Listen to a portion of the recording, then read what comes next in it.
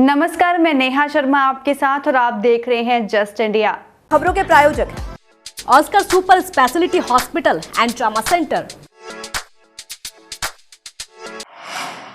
हरियाणा में Indian national Lokdal के प्रदेश अध्यक्ष नफे सिंह राठी की हत्या में आरोपियों को कार मुहैया कराने वाला बदमाश गिरफ्तार हो गया है।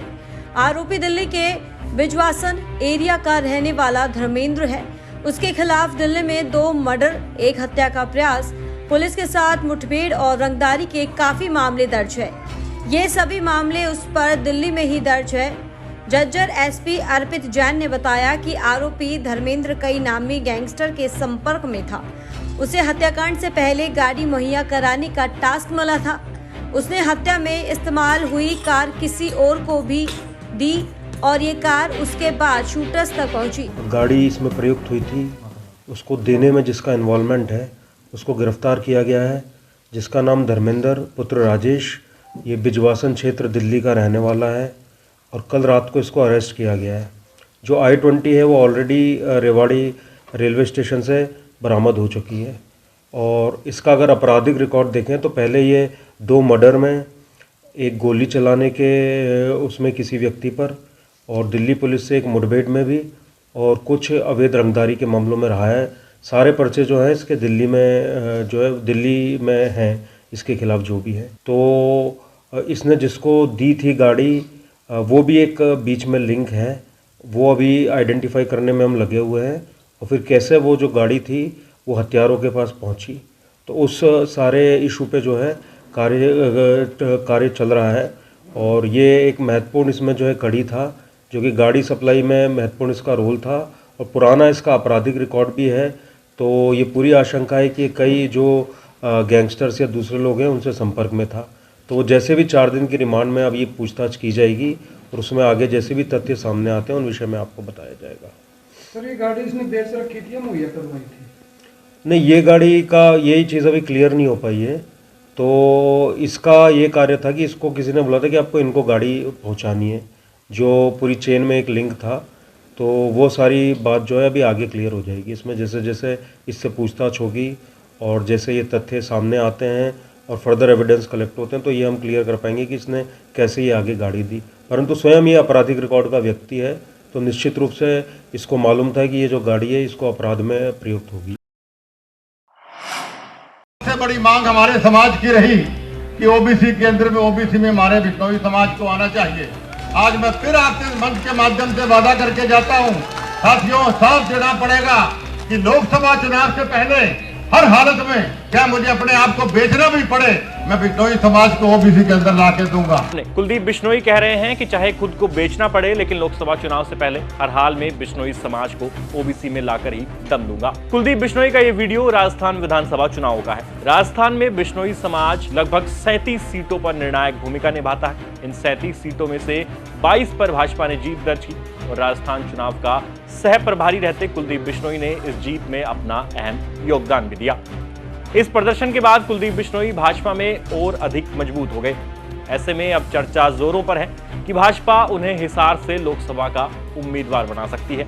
और आज जो ट्वीट कुलदीप बिश्नोई ने किया है उसके बाद उनकी दावेदारी को और बल मिलता दिख रहा है।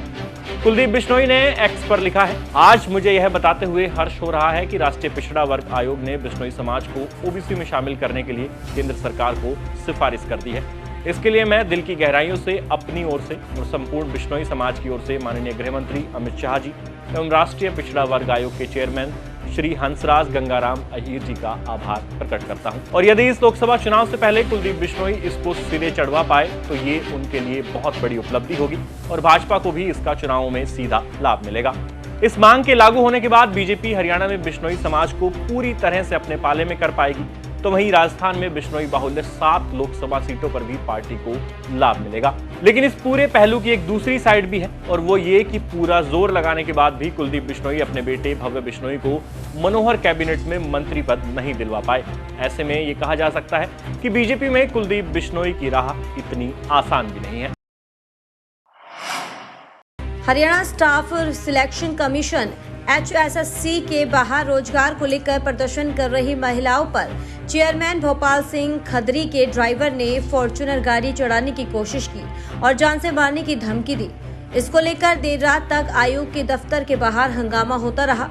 हंगामा रोकने के लिए मौके पर पहुंची पुलिस। इस दौरान TGT महिला अभ्यर्थी की घंटों पुलिस से बहस हुई।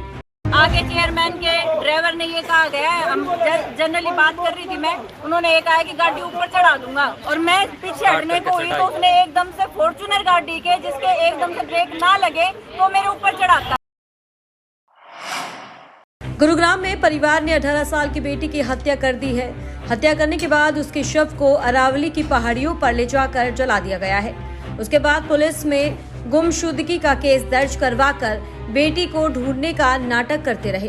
पुलिस ने जब जांच शुरू की तो पता चला कि पिता ने ही भाई और ताऊ समेत दूसरे रिश्तेदारों के साथ मिलकर लड़की की हत्या की है।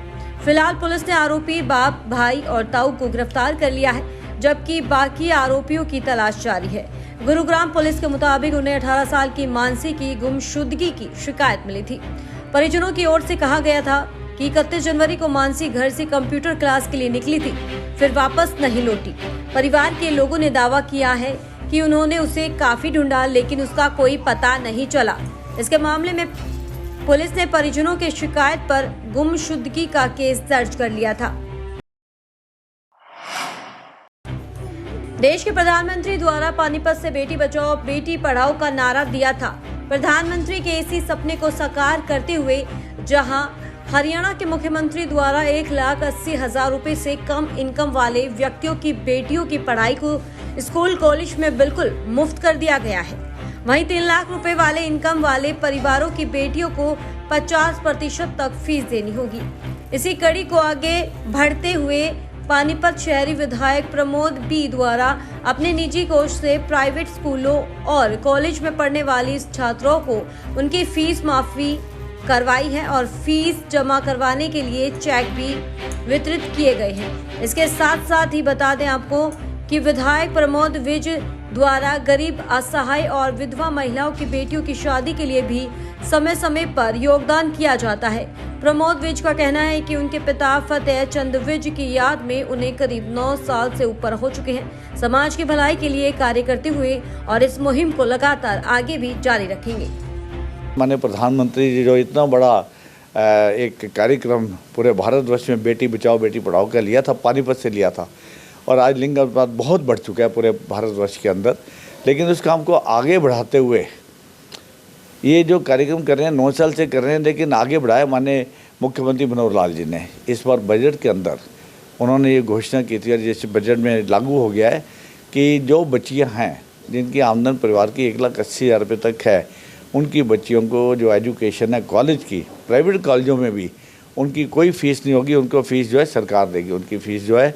और जिन परिवारों की आमदन 3 लाख रुपए तक है, उनकी बच्चियों की पढ़ाई जो है वो 50% फ़ीस जो है कॉलेजेस की वो सरकार देगी। बहुत बड़ी योजना माननीय मुख्यमंत्री मनोहर लाल जी लेके आए, मैं उनका धन्यवाद करता हूँ। खबरों में फिलहाल इतना ही। देखते रहिए जस्ट इंडिया। नमस्कार।